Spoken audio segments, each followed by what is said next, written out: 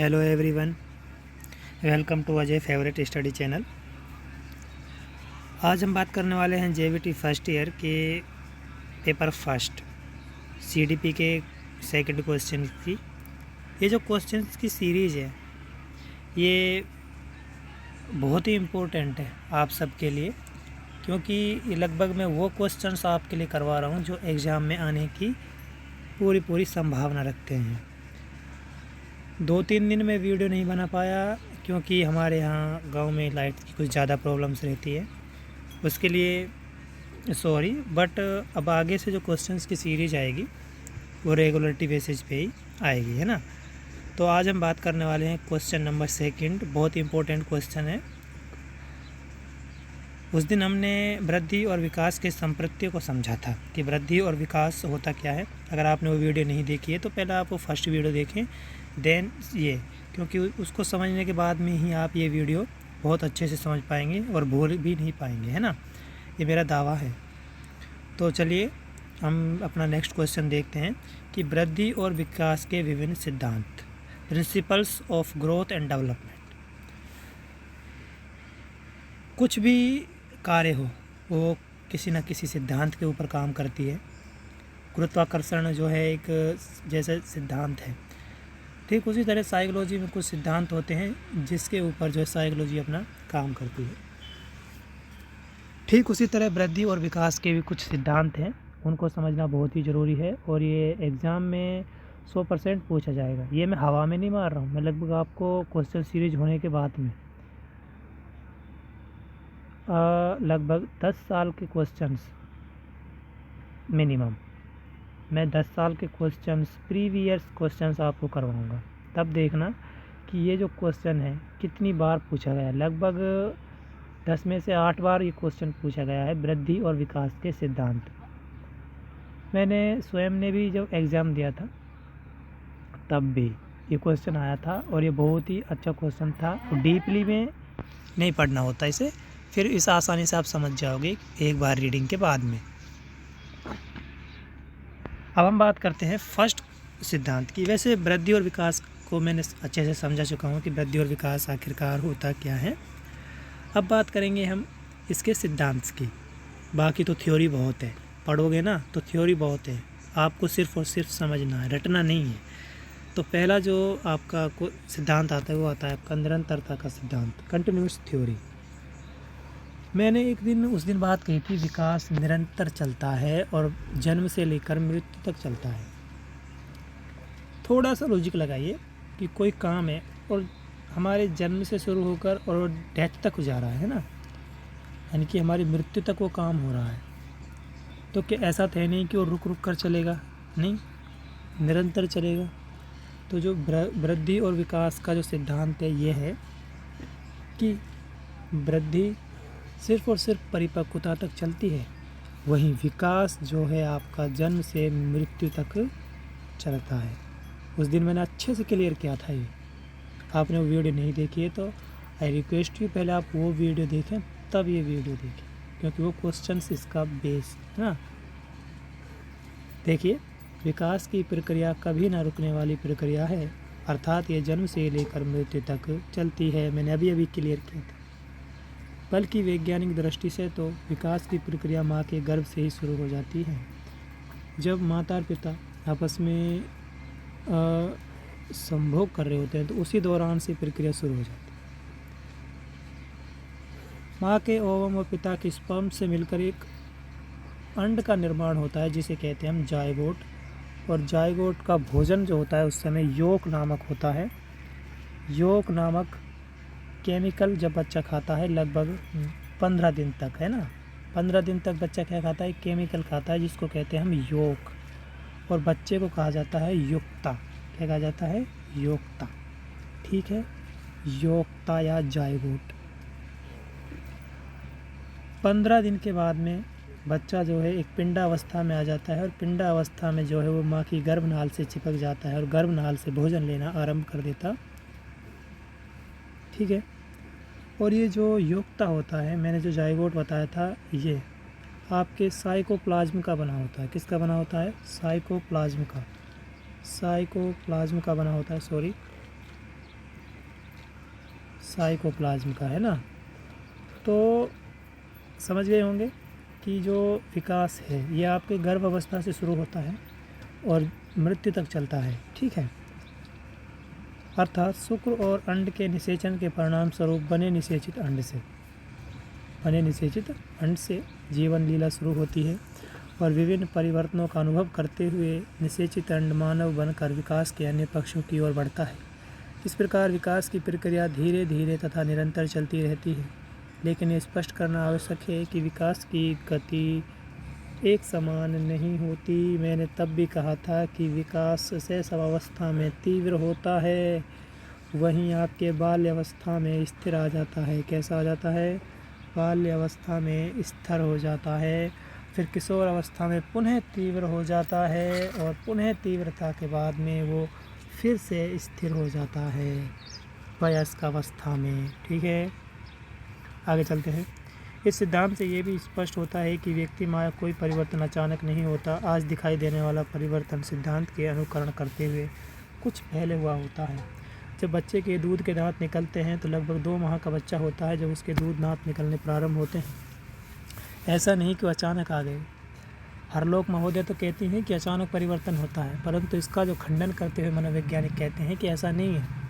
बच्चे के जो दांत निकलते हैं उससे पहले तो उसका मसूड़ों का विकास हो जाता है, और मसूड़ों का विकास तो माँ के गर्भ में ही होना शुरू हो जाता है। अर्थात इसके कहने का तात्पर्य ये है कि हमारे शरीर में आया अचानक कोई भी परिवर्तन अचानक नहीं होता, उससे पहले वो एक विकास की प्रक्रिया को पूर्ण करते हुए आता है, तब वो परिवर्तन हमारे अंदर आता है, ठीक है। अब बात करते हैं हम दूसरे प्रिंसिपल की, एक रूपता का सिद्धांत। एक रूपता का सिद्धांत क्या कहता है भाई?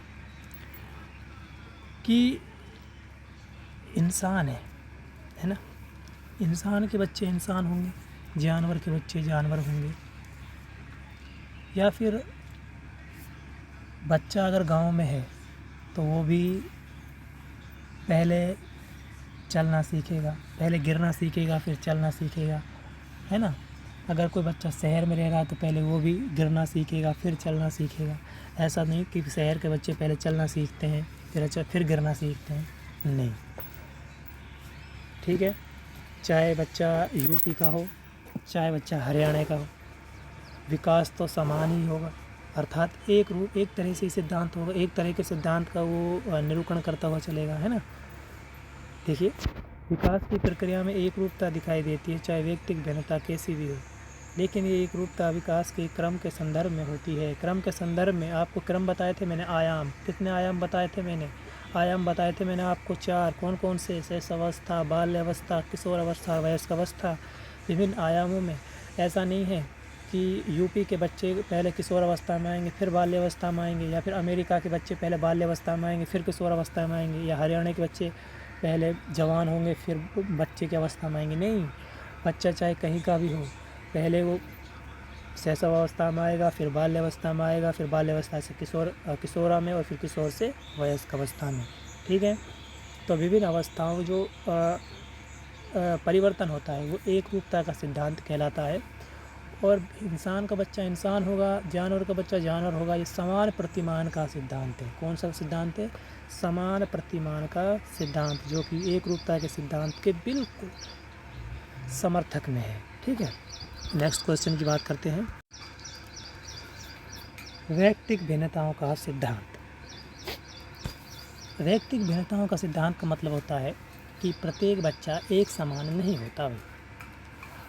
प्रत्येक 2 बच्चों में अलग अलग भिन्नताएं देखने को मिलती हैं, चाहे बुद्धि से लगा लो, चाहे चारित्रिक, चाहे स्वाभाविक, चाहे मानसिक या सामाजिकता, समायोजन, राजनीतिक, आर्थिक, विभिन्न आयाम इसके जुड़ते चले जाएंगे जैसे जैसे हम आगे करेंगे। धार्मिक, राजनीतिक, आर्थिक, सामाजिक, भौगोलिक, मानसिक और वैयक्तिक, बहुत सारी।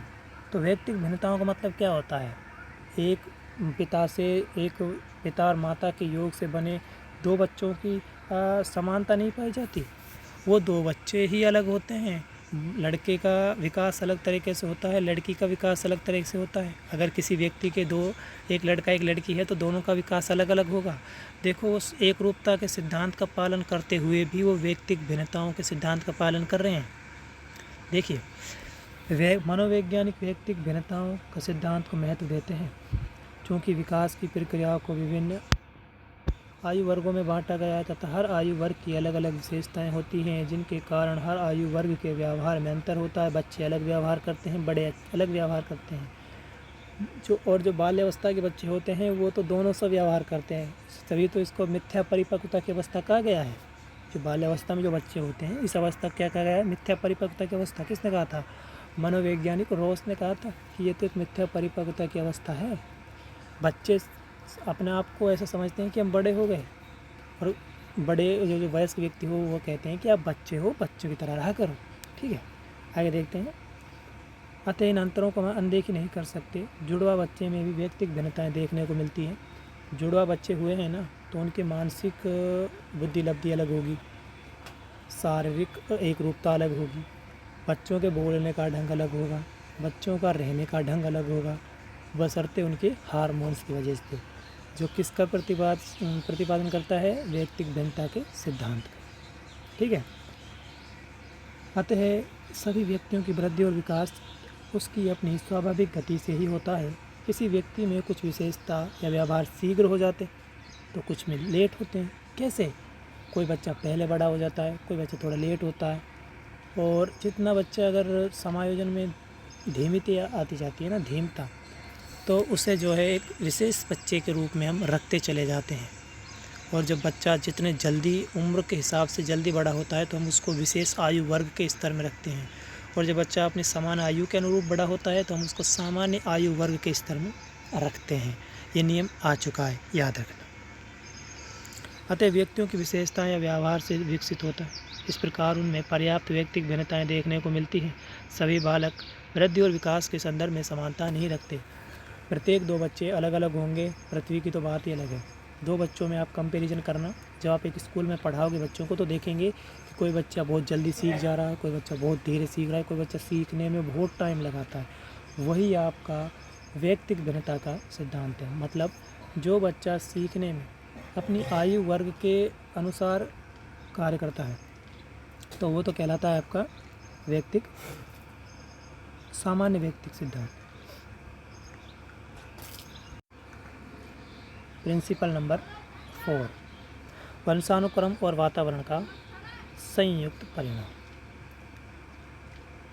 बच्चे के व्यवहार पर वंशानुक्रम से ज़्यादा उसका वातावरण का प्रभाव पड़ता है। फ्रोवेल महोदय कहते हैं कि आप मुझे दुनिया का कोई सा भी बच्चा दे दो, मैं उसको वो बना दूंगा जो आप कहना चाहते हैं, बनवाना चाहते हैं। आप कहते हो इसको चोर बना दो, मैं इसको चोर बना दूंगा। आप कहते हो इसको साधु बना दो, मैं इसको साधु बना दूंगा। किसकी वजह से? वातावरण की वजह से। तो बच्चे का जो स्वभाव है, विकास है, वो वंशानुक्रम और वातावरण के सिद्धांत का प्रतिपादन करता है।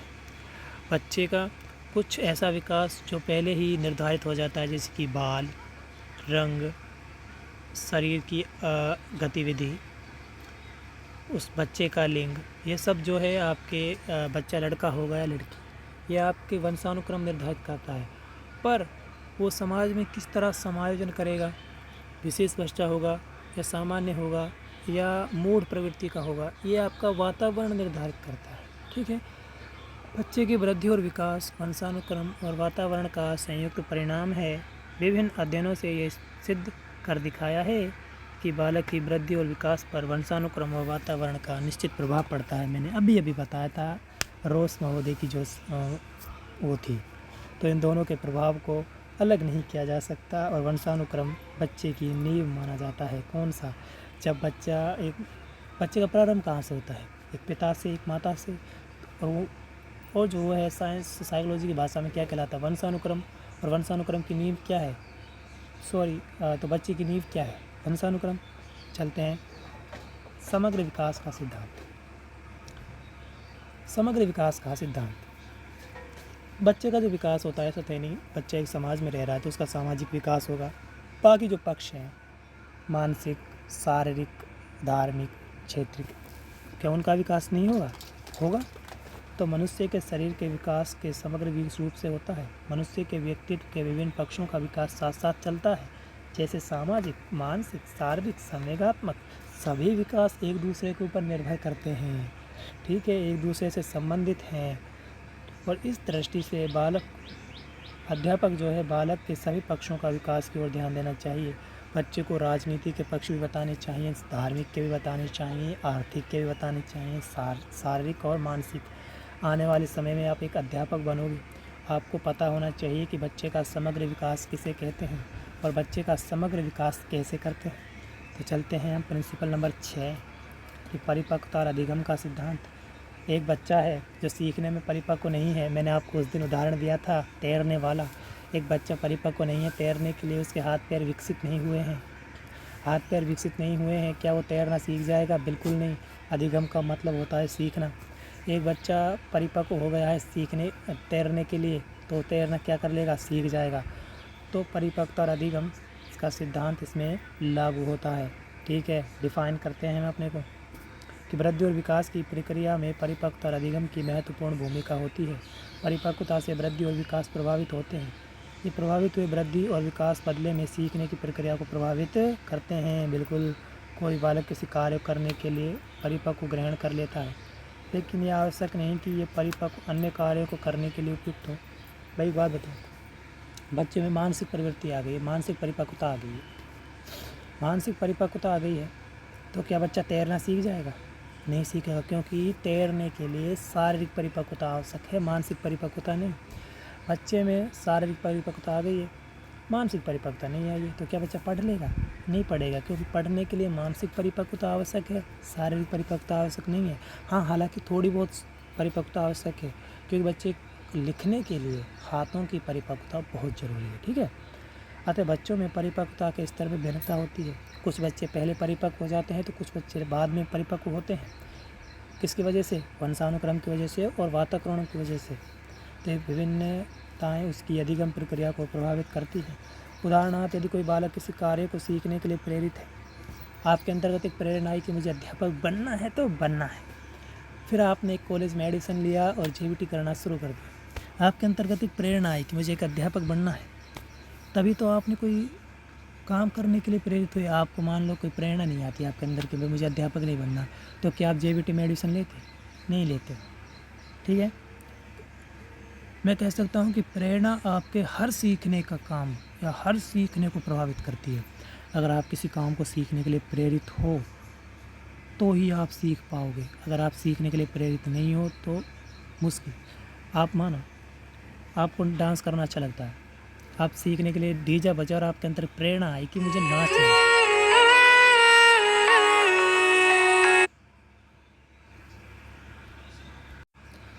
तो आप कूद पड़ोगे डीजे के आगे। और आपके अंतर्गत प्रेरणा ही नहीं है कि डीजे बजे, चाहे ढोल बजे, चाहे बैंड बजे, अपने अंदर कोई प्रेरणा नहीं है, हम नहीं नाचे। ठीक है, तो सीखने के लिए प्रेरणा बहुत ही ज़रूरी है। समझ गए? बिल्कुल सर। आगे चलते हैं। दिशा का सिद्धांत, ये बहुत ज़रूरी है। इसको भाई ऐसे याद रखना जैसे आप अपने मम्मी पापा का नाम याद रखते हो। समझ गए कैसे? विकास की दिशा। विकास एक निश्चित क्रम में होता है। बच्चे का विकास, जब पहले बच्चे के दिल का विकास होता है, फिर फेफड़े का विकास होता है, फिर उसके श्वसन नलियों का विकास होता है, उसके बाद फिर उसके बाहर का विकास होता है, फिर उसका श्वसन नाड़ियों का विकास होता है। इसे तो कहते हैं हम आपका फ्रैक्सिमो डिस्टल या केंद्राभिमुखी विकास, समीपादूरीमुखी विकास। और जब आपका पहले आपके सिर का विकास, फिर धड़ का विकास, फिर हाथ का विकास, फिर पैर का विकास, इसे कहते हैं हम आपका सेफेलोकोड, सिर से पैर की ओर सिराभोमुखी विकास। ठीक है, कैसे? सिर से पाँव की ओर। मानव शिशु सिर से पाँव की ओर बढ़ता है और विकसित होता है, ना कि पाँव से सिर की ओर। भाई मैंने उस दिन आपसे क्वेश्चन पूछा था कि बचपन में बच्चे का शैशवावस्था में सिर का जो अनुपात होता है वो कितना होता है? तो उसका क्वेश्चन था, मैंने तो उस टाइम ही बता दिया था, मुझे पता है। आपसे पूछा था, आपने कमेंट करके किसी ने कोई 1/12 बता रहा है, कोई 1/6 बता रहा है, तो उसका जो सही था वो था 1/4। मतलब आपका शरीर का चौथाई हिस्सा आपका सिर होता है। आते हैं मेन पॉइंट पे, सिर से विकास। पहले बच्चे का धड़ का विकास, सिर का विकास होता है, फिर धड़ का, फिर हाथ का, फिर पैर का। मतलब पहले बच्चा सिर को उठाता है, फिर धड़ को, फिर हाथ को उठाता है और फिर पैर लेना सीखता है। समझ गए? बच्चा घुटवन चले है ना, उसी तरह बोला है। फिर रीढ़ की हड्डी के विकास की बाहर की ओर, जो मैंने पहला जो आपका आंसर बताया था, थ्योरी कि बच्चे का पहले हृदय, फिर फेफड़े, श्वसन इंद्रियाँ, फिर आपके रीढ़, यही आपका प्रोक्सिमल डिस्टल का सीक्वेंस कहलाता है। इसी प्रकार विकास का क्रम रीढ़ की हड्डी से बाहर की ओर होता है, फिर बाहर विकास होना शुरू होता है। इस प्रकार हम कह सकते हैं कि भ्रूण अवस्था में जो विकास होता है वो आपका सेफेलोकोडल नहीं होता, फ्लेक्सिमोडिस्टल होता है। और जब बच्चा जन्म लेता है तो उसके बाद में ही उसका कौन सा विकास शुरू होता है? सेफेलोकोडल। ये याद रखना कि भाई भ्रूण अवस्था में बच्चे का कौन सा विकास पाया जाता है, तो फ्लेक्सिमोडिस्टल। और जन्म अवस्था के बाद में जो पाया जाता है जो विकास, वो से कहते हैं हम आपका सेफेलोकोडल। आज एक क्वेश्चन बनता है सभी के लिए भी कि बच्चे की जो श्वसन इंद्रियां हैं वो कब विकसित होती हैं? बच्चा जन्म के कितने घंटे तक नहीं देख पाता है? 2 क्वेश्चन।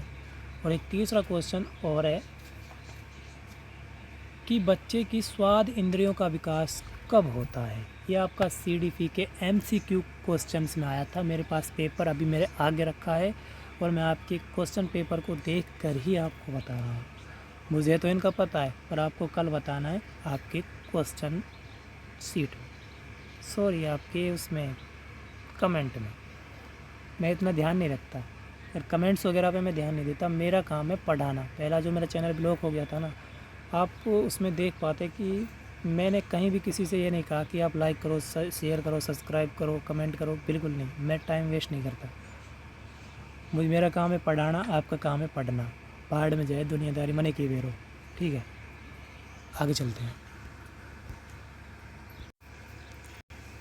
स्वरूप के पश्चात क्रियाएं। पहला जो था सेफेलोकोडल, फ्लेक्सिमोडिस्टल, फिर स्वरूप के स्ट्रक्चर्ड प्रोसीड फंक्शंस। ठीक है, सर्वप्रथम शरीर के विभिन्न भाग विकसित होते हैं। पहले बच्चा पूरे हाथ का प्रयोग करता है चाय पीने के लिए, फिर उंगलियों का प्रयोग करता है, फिर वो एक उंगली घुसा के डंडी से पीने लग जाता है। तो इसे क्या कहते हैं हम? एक रूपता का सिद्धांत, स्वरूप के पश्चात क्रियाएं। समझ गए? अरे लिंक किया करो बातों को, लिंक करके पढ़ोगे ना, आई थिंक आपको भुलाने वाला कोई पैदा ही नहीं हुआ। ठीक है, फिर उसके पश्चात उसका प्रयोग कर जाता है, लेकिन उन्हें किसी विभिन्न विशिष्ट कार्य के लिए प्रयोग करने से पहले उनकी मांसपेशियों का विकास होना बहुत ज़रूरी है। एक छोटा सा बच्चा है, मान लो 2-3 माह का बच्चा है, आपके घर में अगर कोई हो तो एक्सपेरिमेंट करना। चाय मत लेना, चाय के कप में पानी ले लेना और उसको देना कप को। क्या वो कप को पकड़ लेगा? भाई वो उसको जानता तक नहीं है, कप को पकड़ेगा कहाँ से? तो इससे वो पकड़ेगा तब जब उसकी मांसपेशियों का सही विकास हो रखा होता है। चलते हैं नेक्स्ट पॉइंट पे, वृद्धि और विकास की गति दर में भिन्नता। व्यक्ति की वृद्धि और विकास की विभिन्न अवस्थाएं होती हैं। उन अवस्थाओं के दौरान वृद्धि और विकास की गति की दर में भिन्नता होती है। वृद्धि आपकी एक निश्चित अवस्था तक चलती है जिसे कहते हैं हम परिपक्व अवस्था। उस दिन भी बहुत अच्छे से डिफ़ाइन किया था। और विकास को भी बहुत अच्छे से डिफ़ाइन किया था कि विकास आपके जन्म से लेकर मृत्यु तक चलता है। बस ये लाइन याद रखना। आई थिंक आप वृद्धि विकास को क्लियर कर दोगे A to Z, क्योंकि इसके ज़्यादा अपर लेवल का क्वेश्चन पूछा ही नहीं जाता है। HBSC कितनी औकात ही नहीं है कि इससे ज़्यादा क्वेश्चन वो पूछ ले। ठीक है, ऐसे कोई साइकोलॉजिस्ट नहीं बने HBSC के अंतर्गत जो इससे अपर लेवल का क्वेश्चन बना दे। ठीक है, आगे चलते हैं। उन अवस्थाओं के दौरान वृद्धि और विकास की गति की दर में भिन्नता होती है। उन अवस्थाओं के दौरान विकास की गति दर एक समान नहीं होती। प्रारंभिक अवस्थाओं में ये गति तीव्र होती है, लेकिन बाद में गति धीमी पड़ जाती है। और जिस अवस्था में ये गति तीव्र होती है उस अवस्था को क्या कहते हैं हम?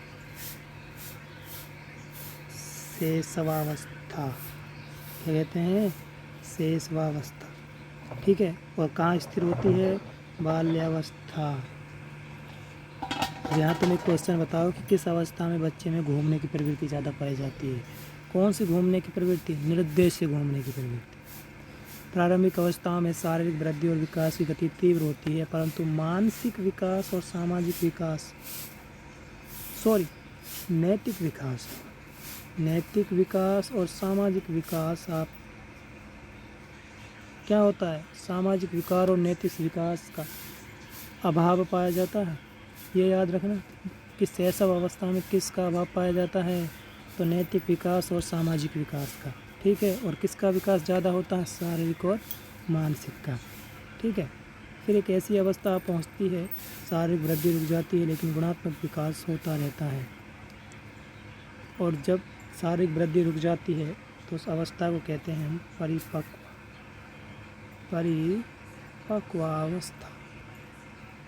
परिपक्वावस्था। समझ गए। विकास की भविष्यवाणी के सिद्धांत। क्या आपने कभी नोटिस किया है कि हमारे चाचा ताऊ कभी ये कह देते हैं कि ये बड़ा होकर गुंडा बनेगा भाई। कभी कभी तो ये कहने लगे कि बड़ा होकर छोरो डॉक्टर बनेगा, फिर कह में है कि बड़ा होकर छोरो मास्टर बनेगा। कैसे कह देते हैं वो लोग, किसको देखकर, हमारे लक्षण देखकर कि बेरो हमारे लक्षण ऐसे हों चोरों जैसे और बन जाए हम CID वगैरह, तो ऐसा भी नहीं है कि हमारे लक्षण पहले ही निरूपित हो जाते हैं कि हम बड़े होके क्या बनेंगे। अब अनुसंधान से स्पष्ट हो चुका है कि विकास की भविष्यवाणी करना संभव हो चुका है। उदाहरणार्थ, बालक के सम्मान, रुचि, अभिरुचि। जब बच्चा 9वीं क्लास में फर्स्ट लेवल पे आता है तो हम देख के बता सके हैं कि छोरो टॉपर है और बड़ा होकर की बने, वो कलेक्टर बनने खातिर पैदा हुए। सामान्य से विशिष्ट दिशा की ओर विकास। यहाँ पे एक रूपता का जो सिद्धांत है, टेप दो कैसे। बच्चा पहले सामान्य क्रियाएं करता है। बच्चा जब पहले बॉल फेंकता है तो दोनों हाथों से फेंकता है, पूरे शरीर को हिलाता है, पूरे शरीर को तोड़ मरोड़ देता है, तब वो एक बॉल को आगे पास कर पाता है ना। और फिर धीरे धीरे एक समय आता है कि बच्चा एक जगह पे खड़ा होकर एक सीधे हाथ से बॉल को 100 की स्पीड पे जाने देता है। क्यों? क्योंकि सामान्य अभ्यास करते करते वो विशिष्टता की ओर पहुंच गया है। बच्चा पहले जब लिखता है पूरी कॉपी में हैंड राइटिंग नहीं बनाता, वो कुछ ऐसी लिखता है कि डॉक्टरों वाली भाषा। फिर धीरे धीरे वो ऐसे शब्द, ऐसे अक्षर बनाने लगता है, बहुत ही गजब, सुलेख जिसे हम कहते हैं, अच्छा लेख। इस सिद्धांत के अनुसार बालक पहले सामान्य व्यवहार सीखता है, फिर धीरे धीरे सामान्य व्यवहार विशिष्टता की ओर बढ़ता है। पहले हम कोई भी काम करते हैं तो सामान्य काम करते हैं, फिर धीरे धीरे उसमें मास्टर बनते जाते हैं। पटवारी नहीं बनना, मास्टर बनना है। उदाहरणार्थ, सबसे पहले बच्चा किसी वस्तु को पकड़ने का प्रयास करता है, फिर वह अपने हाथ इधर उधर मारने का प्रयास करता है, लेकिन धीरे धीरे वह समय के साथ विशिष्टता की ओर बढ़ता है। विशिष्टता की ओर मतलब एक विशिष्ट स्तर की ओर जाता है। विशेष मतलब कि कोई ऐसा काम जहाँ पे वो मास्टर बन जाए। हम कोई भी जब काम कर रहे होते, मान लो हम पियानो बजाना है, तो पियानो के लिए हमारा कौन सा विकास आवश्यक है, हमारी उंगलियों का सूक्ष्म विकास आवश्यक है। और सूक्ष्म विकास जब हमारा हो जाता है तब हम पियानो बजाने के लिए परफेक्ट हैं। और जब हम धीरे धीरे पियानो बजाते हैं तो पहली 2 लाइनें वगैरह बजाते हैं, फिर उसके बाद में धीरे धीरे हमारे अंदर एक मास्टरशिप आ जाती है और हम पियानो को हाई स्पीड पर बजाने लग जाते हैं। तो मतलब सामान्य से किया गया व्यवहार जब आपकी विशेष परिस्थिति तक पहुंच जाता है तो वो आपका क्या कहलाता है, सामान्य से विशिष्ट और दिशा की ओर सिद्धांत।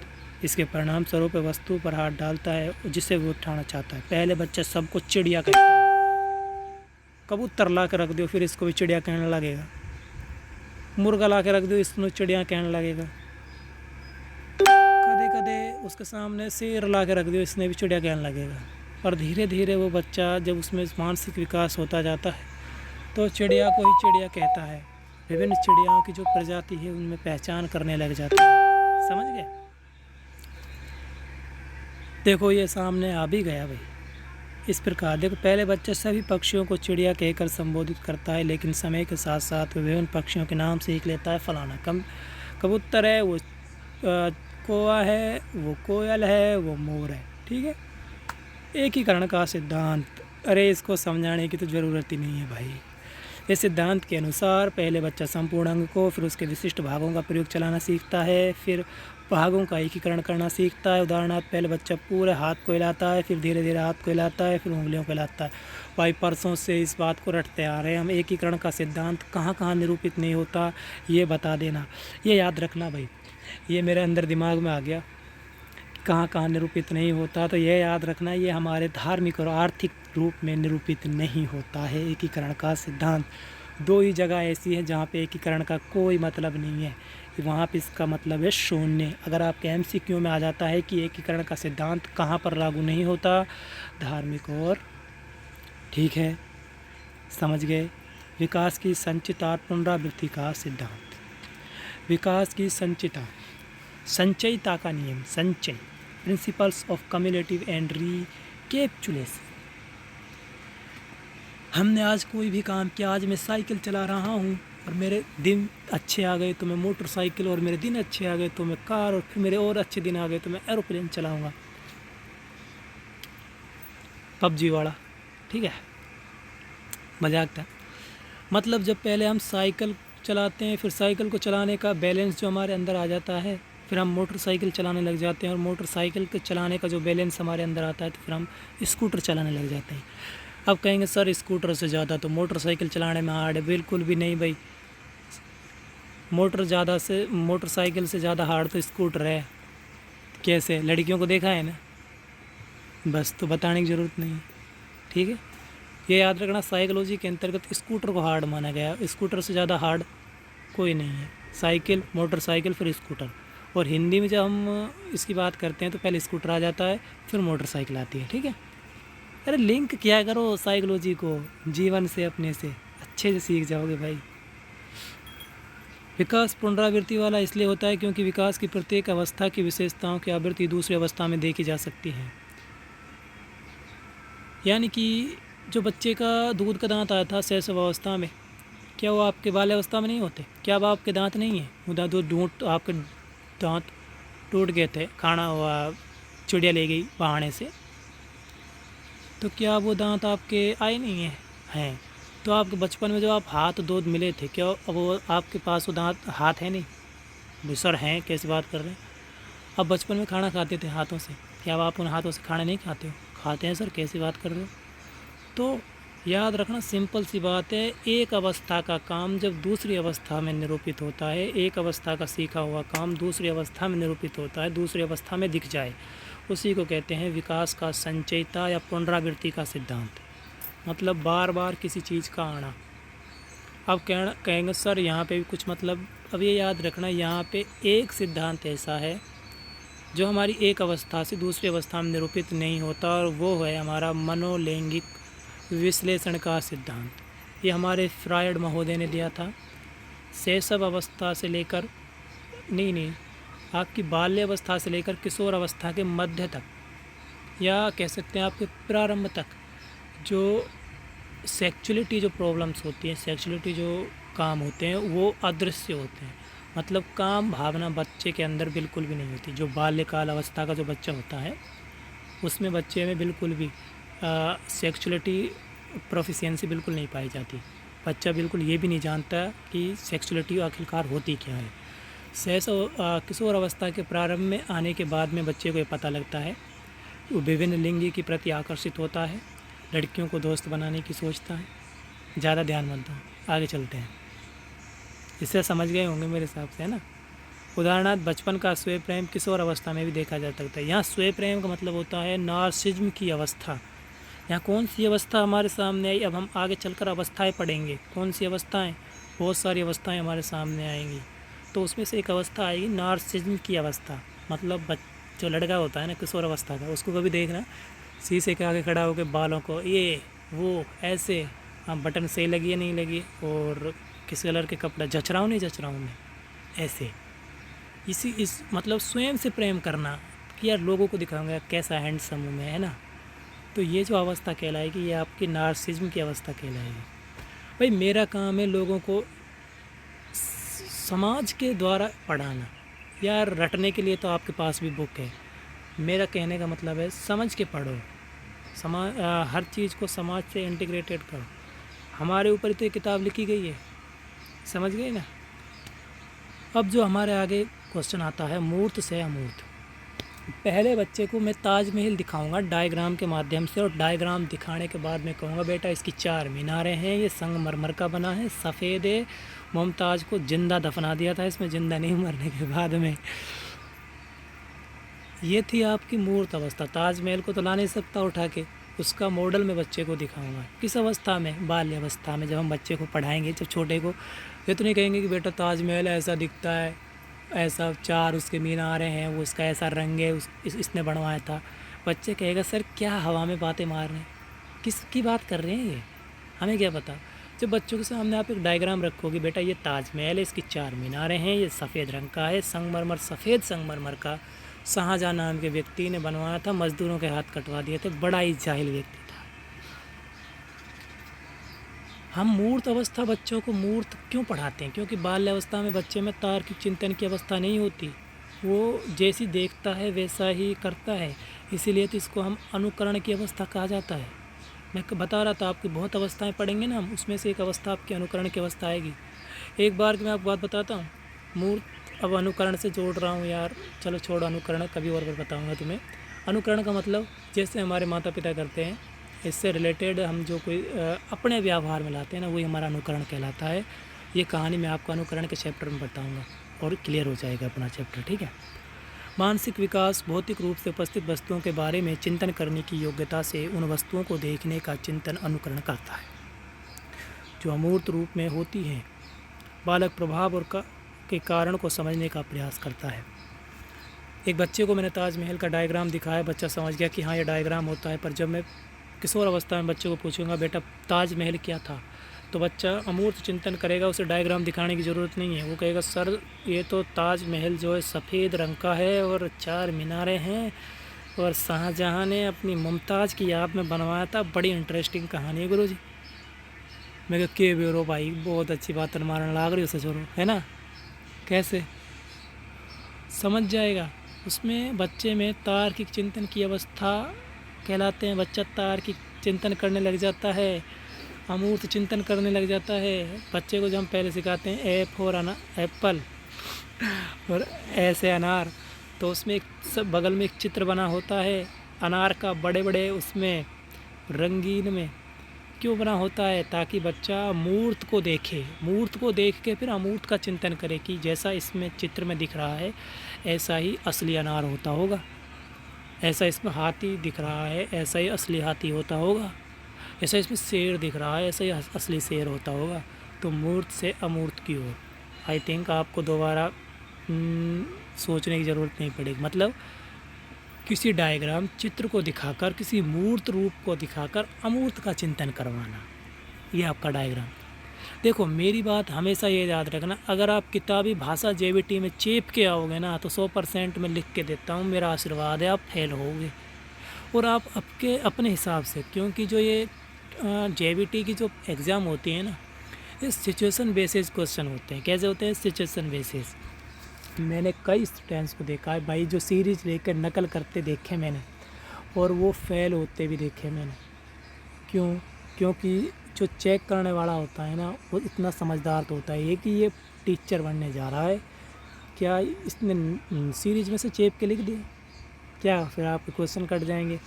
क्वेश्चन बेसिस क्वेश्चन पूछे जा रहे हैं, सिचुएशन बेस, आप वहाँ थ्योरी लिख के आ रहे हो। अब सर एक सिचुएशन बेस क्या होता है? भाई मैंने आपसे कहा कि एक बच्चे को तुम्हें ANR पढ़ाना है, तो आप किस विधि के माध्यम से या किस सिद्धांत के माध्यम से पढ़ाओगे? ऐसे तो क्वेश्चन आते हैं उसमें। आप कहोगे सर वृद्धि और विकास के सिद्धांत के अंतर्गत मूर्त और अमूर्त का सिद्धांत आया था, और आप मूर्त और अमूर्त के सिद्धांत को थ्योरी वाइज छेप देते हो जैसे सीरीज में। मेरा आशीर्वाद है फेल होगे, क्योंकि किताबी भाषा का मतलब होता है सिर्फ़ और सिर्फ समझना। अगर आपने पढ़ा है, समझा है, तो आप अपनी लैंग्वेज में लिखो ना, बजाय किताबी लैंग्वेज की अपनी लैंग्वेज में लिखो। चाहे 2 लाइन फालतू लिखी जाए, पर अपनी लैंग्वेज में लिखोगे ना तो सामने वाला ये कहेगा हाँ बंदे को पता तो है यार। मैंने देखा है ऐसे ऐसे बच्चे हैं जो 90% बच्चे हैं, जेबीटी को हल्के में मत लेना। ऐसे ऐसे बच्चे हैं भाई साहब जिन्होंने 2 साल का डिप्लोमा 4 साल में लगा दिए हैं। समझ गए? ये कोई हल्की परीक्षा मत लो। और ये फिर आपकी सीटेट, आपकी कोई भी जिस टेट की आप तैयारी कर रहे हो ना, वहाँ काम आने वाली है। ठीक है। बाहरी नियंत्रण से आंतरिक नियंत्रण का सिद्धांत, यहाँ आपका अभिप्रेरणा का सिद्धांत काम करता है। हमारे अंदर जो अभिप्रेरणा आती है, जो हमारे अंदर प्रेरक आते हैं, वो प्रेरणा ही हमारी क्या कहलाती है? बाहरी नियंत्रण या आंतरिक नियंत्रण। ठीक है। छोटे बच्चे मूल्यों और सिद्धांतों के लिए दूसरों पर निर्भर करते हैं। एक छोटा बच्चा होता है, पापा 10 रुपये देना, मुझे दुकान पे खाना चीज़ लेने जाना है। फिर जब बच्चा बड़ा हो जाएगा तो उसके पर्स होगा, पर्स में पैसे होंगे। समझो, एक छोटा बच्चा होता है वो अपने माता पिता पर निर्भर करता है, परंतु जो बड़ा बच्चा होता है, एक वयस्क अवस्था में होता है, वो स्वयं पर निर्भर करता है। वो समाज से स्वयं को कोरिलेट करता है। जैसे भी बड़े होते हैं उनके स्वयं के मूल्य, स्वयं की आत्मा, स्वयं का आंतरिक नियंत्रण बन जाता है। एक छोटा बच्चा होता है, जब पिट के आ जाता है, उसको कोई पीट देता है तो जा कहते हैं मम्मी मम्मी मुझे उस लड़के ने पीटा है। आपकी मम्मी जाएगी डंडा लेके, रे छोरा, किस छोरे ने हाथ लगाया से मारे छोरे के। फिर आप जब बड़े हो जाओगे आपको कोई पीट देगा, गारंटी घर आप पहुंच जाओ पिट के, नहीं अरे छोरा ने फ़ोन करोगे, रात जाओ रे सारे के सारे दंगो को मारो, है ना। क्या करोगे? स्वयं वहाँ पे अपने आत्म सम्मान के लिए आप स्वयं वहाँ लड़ने लग जाओगे। तो आपका बाहरी नियंत्रण कब होता है? जब आप दूसरों पर निर्भर करते हैं। और आंतरिक नियंत्रण कब होता है? जब आप स्वयं पर नियंत्रण करते हैं, जब आपके अंतर्गत स्वयं जो नियंत्रित होते हैं तब। तो आज मैंने आपको 14 सिद्धांत बताए थे। 14 से 15वां सिद्धांत नहीं आएगा, मैं ये लिख के देता हूँ। मैं वीडियो बनाना बंद कर दूँगा पिछली बार की तरह। वो तो खैर मेरा चैनल ब्लॉक हो गया था, पर हाँ ये याद रखना 14 से 15वां नहीं आएगा। और इनमें से सिर्फ और सिर्फ 2 पूछे जाएंगे, 2 कोई से भी। आपके सामने क्वेश्चन आएगा कि वृद्धि और विकास के सिद्धांत में से कोई 2 सिद्धांतों को स्वयं की भाषा में निरूपित कीजिए, स्वयं की भाषा में विवेचित कीजिए, वर्णित कीजिए। 2 सिद्धांत। अगर 8 नंबर का क्वेश्चन आएगा तो 6 सिद्धांत पूछ लेगा, और 4 नंबर का आएगा तो 2 पूछ लेगा, क्योंकि ये सिद्धांत बड़ा होता है, अपनी लैंग्वेज में लिखना होता है, लगभग 150 शब्द। ठीक है। तो thank you for watching my video. मिलते हैं नेक्स्ट क्लास में और एक महत्वपूर्ण प्रश्न के अंतर्गत। लाइक एंड सब्सक्राइब, वीडियो अच्छी लगी हो तो कमेंट्स करना ना भूलें। बाय।